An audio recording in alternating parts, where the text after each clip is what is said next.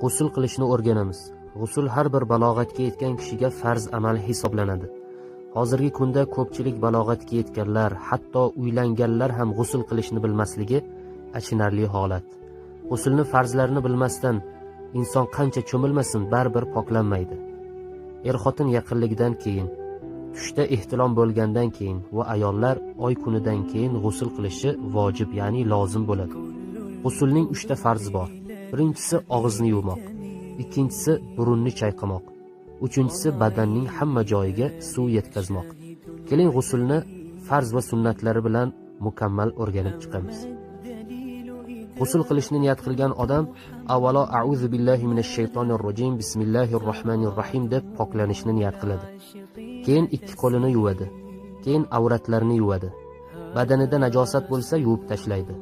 So'ngra xuddi namozda qilganidek tahorat oladi. Bunda og'iz va burunni mubolag'a bilan chayqaydi. Suv to'planadigan joy bo'lsa oyoqlarini keyin yuvadi. So'ngra boshiga suv qo'yib ishqab yuvadi. Badaniga 3 marta, avval o'ng yelkasidan, keyin chap yelkasiga suv qo'yadi. Qo'li bilan badanni ishqaydi. G'uslning oxirida boshqa tarafga o'tib oyoqlarini yuvadi.